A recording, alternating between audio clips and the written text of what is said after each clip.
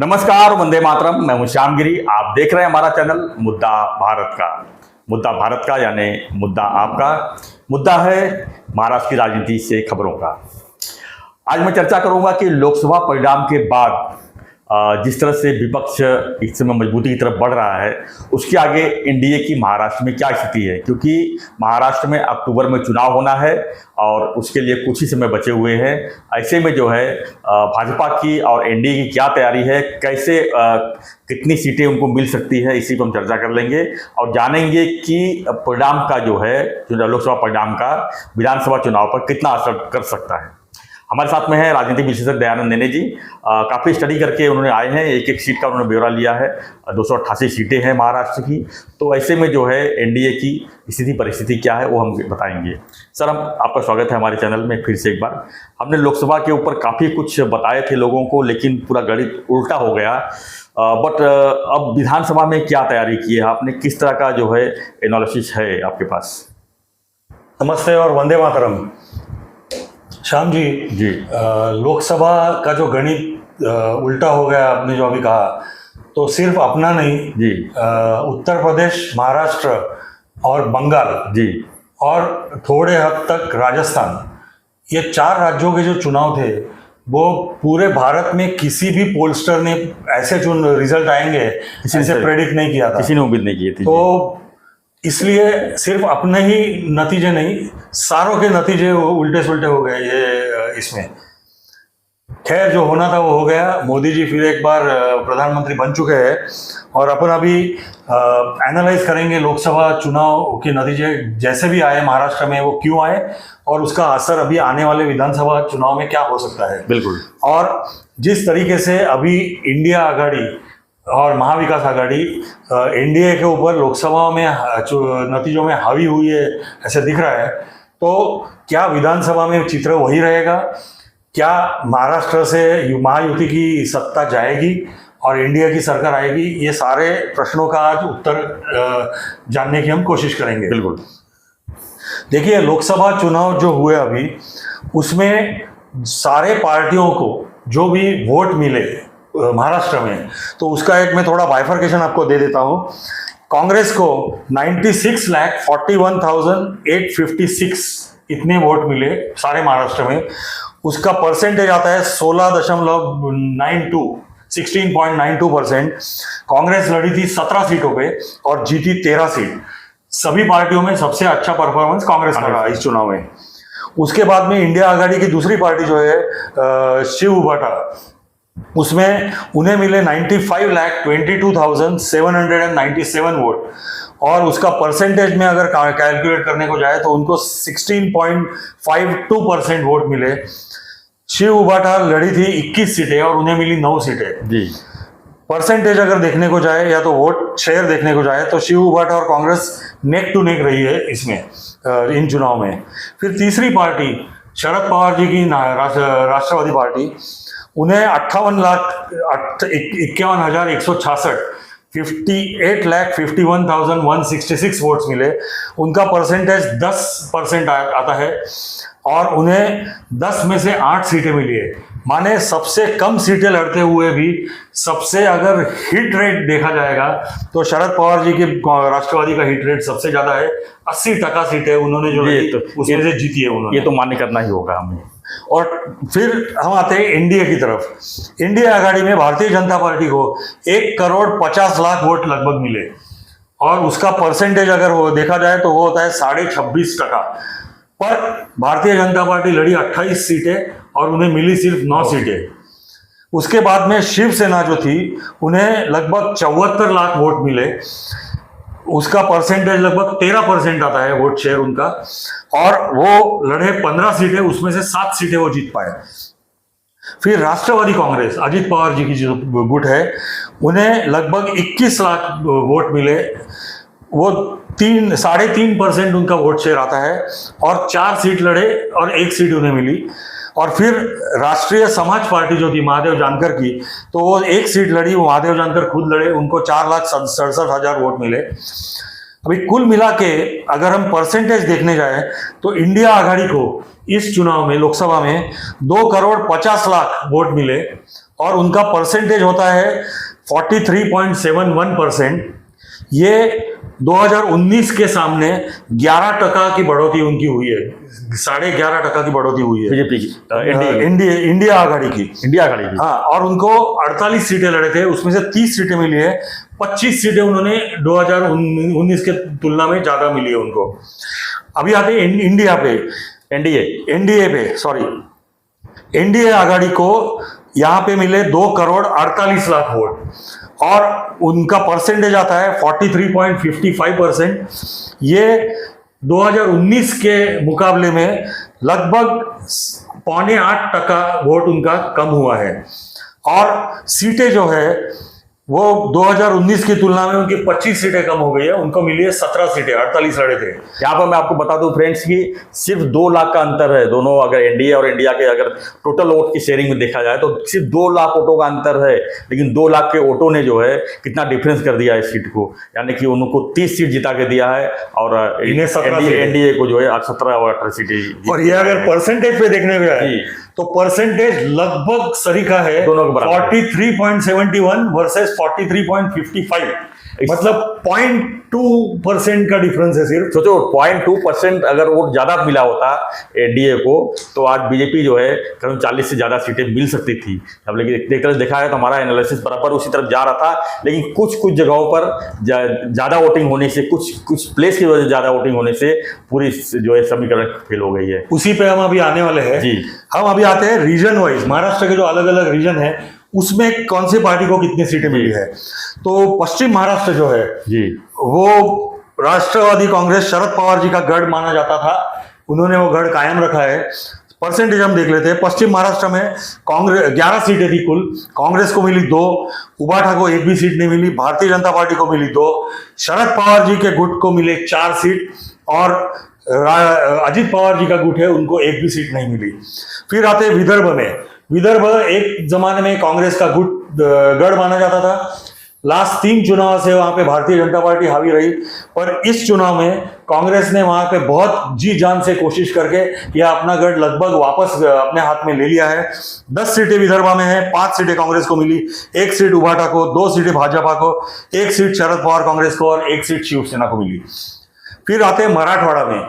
मराठवाड़ा जो एरिया है वहां पे मनोज जरांगे जी का जो मराठा आंदोलन है उससे अफेक्ट हुआ, डायरेक्ट वो एरिया में अफेक्ट हुआ उसका। उसमें भारतीय जनता पार्टी को करारा झटका लगा है।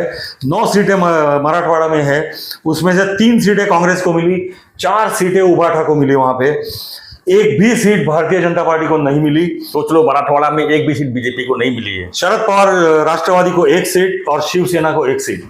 फिर आते हैं कोंकण और ठाणे रीजन में, वहां पे 6 सीटें हैं, वहां पे कांग्रेस को 1 भी सीट नहीं मिली, उबाठा को भी 1 भी सीट नहीं मिली, भारतीय जनता पार्टी को 2 सीटें मिली, शरद पवार कांग्रेस को 1 सीट मिली, शरद पवार राष्ट्रवादी को सॉरी, और शिवसेना को 2 सीटें मिली और अजित पवार जी के कांग्रेस राष्ट्रवादी को 1 सीट मिली सुनील तटकरे जी की। फिर आते हैं मुंबई में 6 सीटें हैं, कांग्रेस को 1 सीट मिली वर्षा गायकवाड़ की, उबाठा को 3 सीटें मिली। उबाठा का परफॉर्मेंस ये इलेक्शन में काफी अच्छा रहा, मुंबई में 50% सीटें मिली।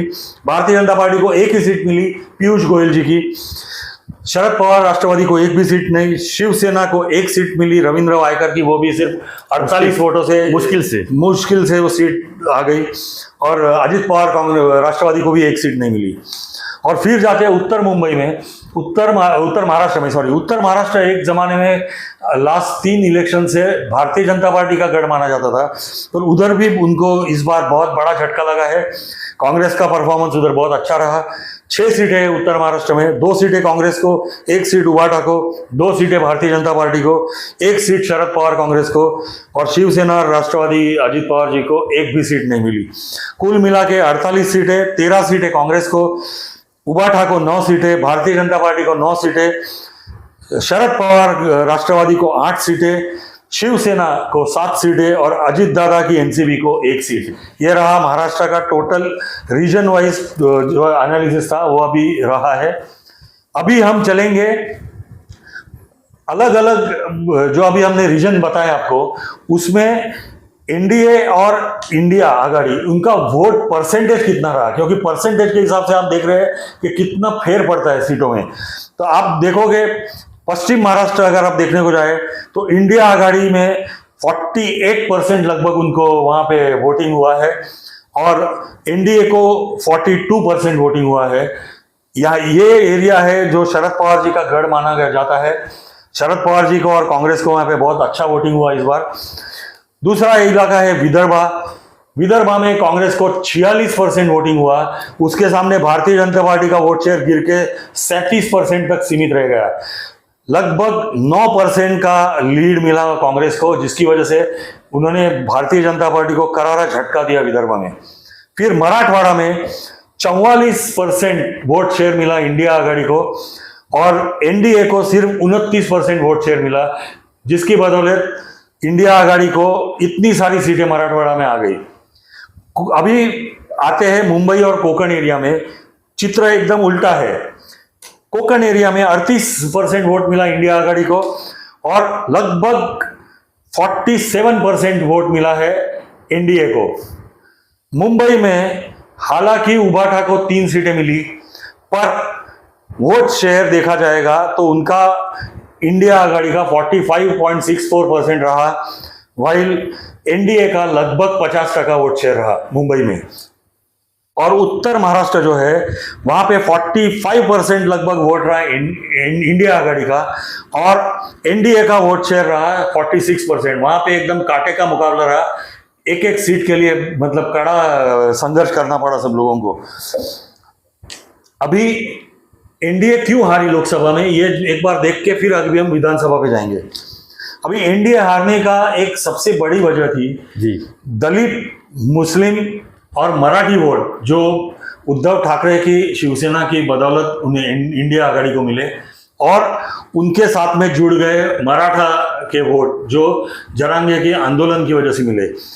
ये चारों का जो वोट समीकरण बना, जिसकी वजह से इंडिया आघाड़ी को काफी बड़ा यहाँ पे सक्सेस मिला और एनडीए को बड़ा झटका लग गया महाराष्ट्र में।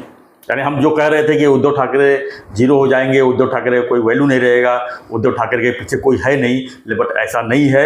जो हकीकत है वो तो हमको बताना ही पड़ेगा कि उद्धव ठाकरे की वजह से आज इंडिया गठबंधन को महाराष्ट्र में काफ़ी सफलता मिली है, ये हमें मानना ही पड़ेगा। जी नहीं, मैं थोड़ा इसमें आपको इसमें ये करूँगा, मैं क्या बोलते हैं, अमेंडमेंट करना चाहता हूँ। उद्धव ठाकरे को मिले 16%, कांग्रेस को मिले 16% और इनको मिले 10% शरद पवार जी के एनसीपी को। तो जितना हम उद्धव ठाकरे की बात करते हैं उतना ही कांग्रेस का परसेंटेज ऑलमोस्ट उतना ही है, जितना थोड़ा 0.2% थोड़ा उद्धव ठाकरे की वजह से ज़्यादा ही है।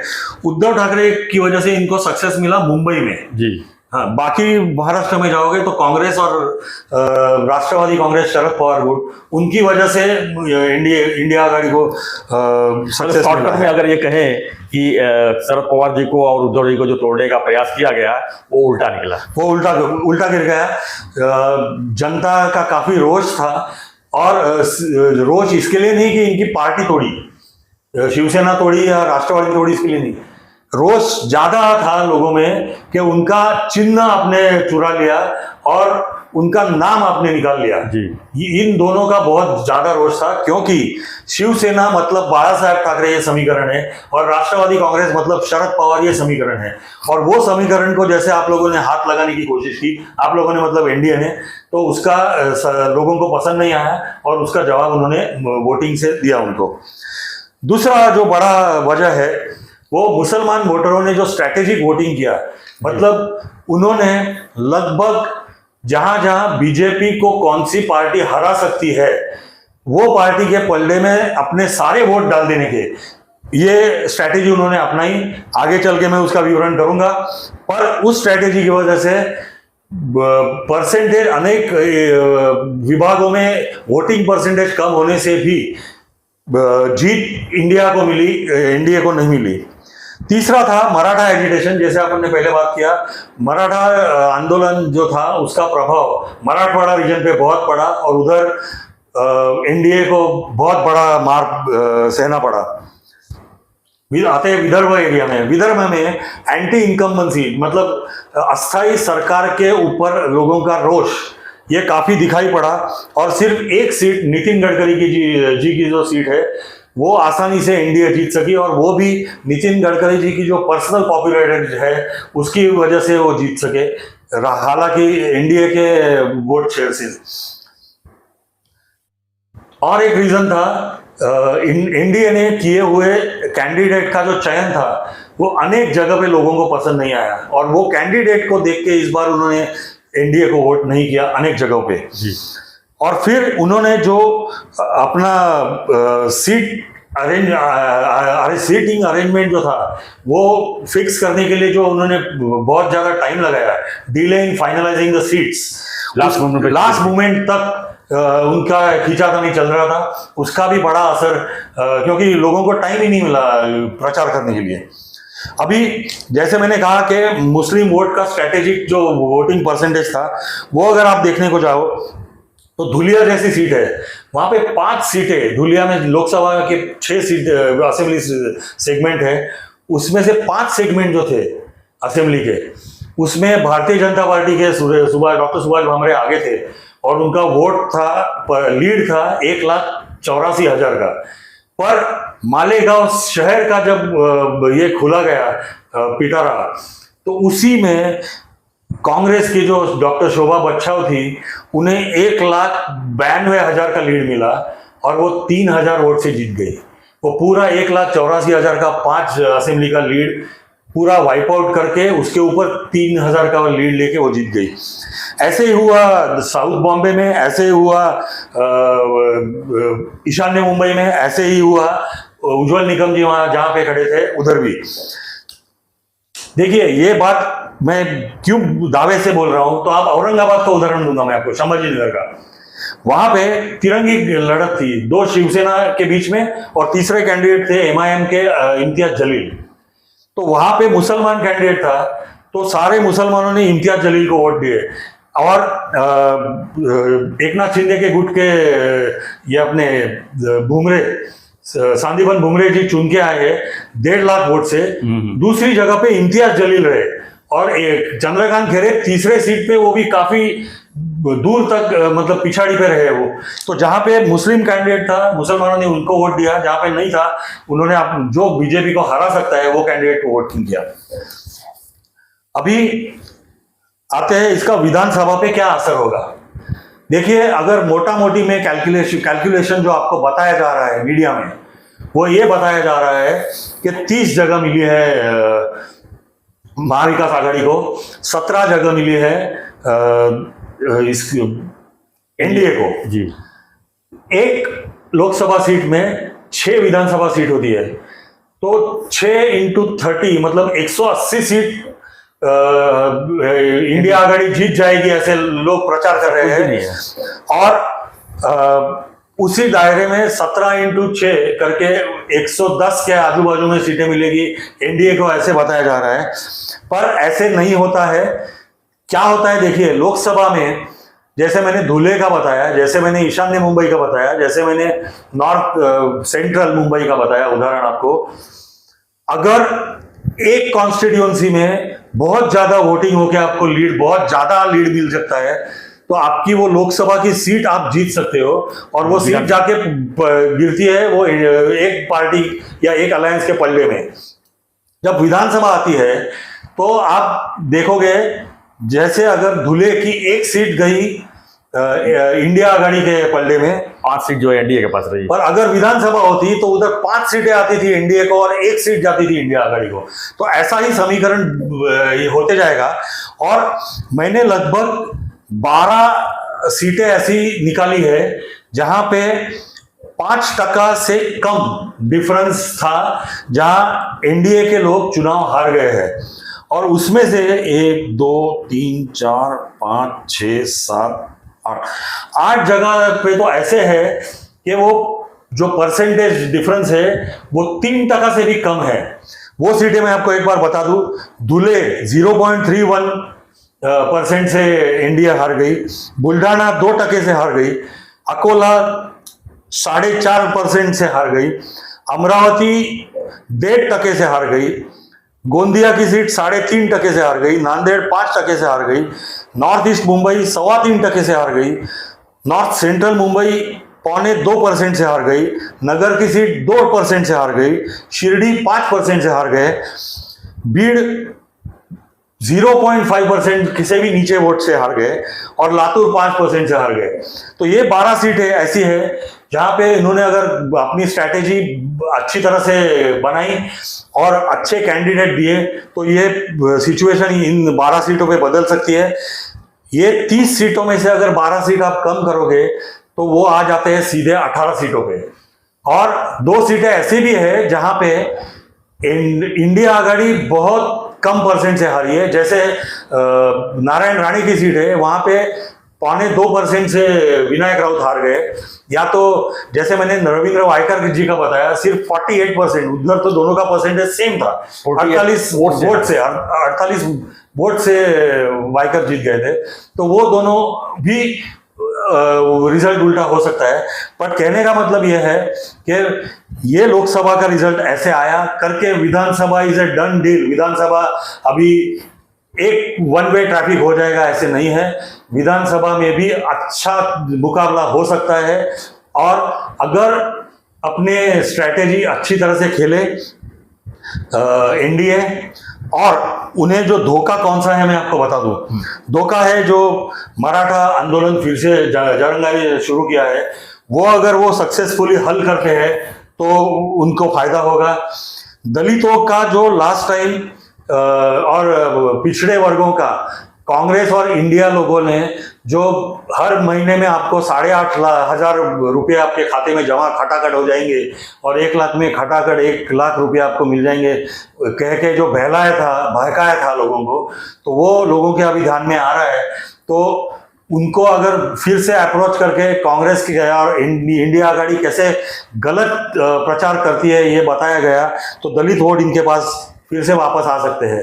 तो प्रॉपर प्लानिंग, प्रॉपर स्ट्रैटेजी अगर एनडीए के लोग भारतीय जनता पार्टी करते हैं तो अभी भी आशा है कि वो विधानसभा चुनाव में, बावजूद के लोकसभा में उनका जो परफॉर्मेंस था वो खराब रहा, वो विधानसभा में अच्छा परफॉर्मेंस दे सकते हैं। एक चीज़ यहाँ पर मैं आपको बता दूं नैनी साहब की, मैंने बहुत से लोगों के फ़ोन पे भी, बहुत से लोगों को मिल के भी मैं देखने की कोशिश की कि आखिर में कम वोटिंग का मतलब कारण क्या रहा। तो कम वोटिंग का कारण बहुत से लोगों ने ये कहा कि सब पार्टी को तो चोरी है, किसको वोट दें, उसका वोट ही नहीं देने का, इसको दो तो वो भी प्रॉब्लम, उसको दो तो वो भी प्रॉब्लम, उसका वोट ही नहीं देने का। ये दिमाग में लोगों को बैठा हुआ है कि सब जितने पॉलिटिशियन है सब चोर हैं, जो भी आता है अपना दुकान भर के चला जाता है। ये नरेशन जब तक क्लियर नहीं होगा, जब तक लोग दिमाग से नहीं निकालेंगे, क्योंकि ये लोकतंत्र है, लोकतंत्र में आपको वोट देने का पूरा अधिकार है और आप एक अच्छा सरकार चुनते हो, ये अधिकार आपको ही है।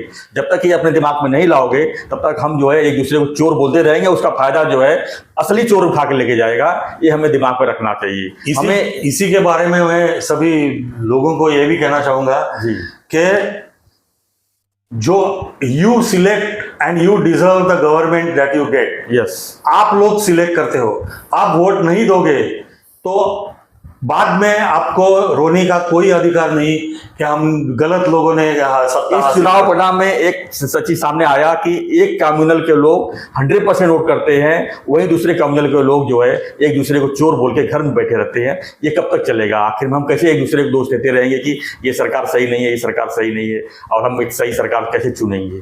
तो ये सब चीज़ें हैं सामने, जिसको हमें आपको ही हल करना है।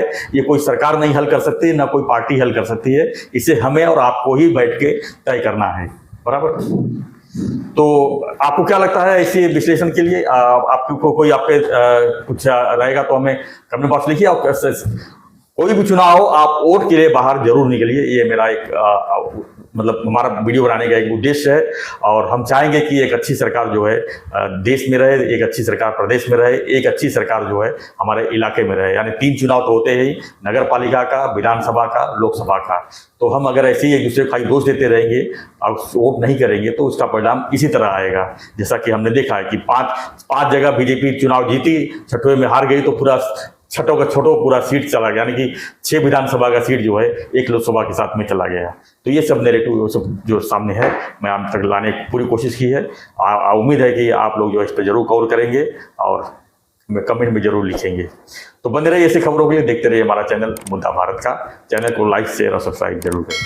धन्यवाद सर, धन्यवाद, जय हिंद।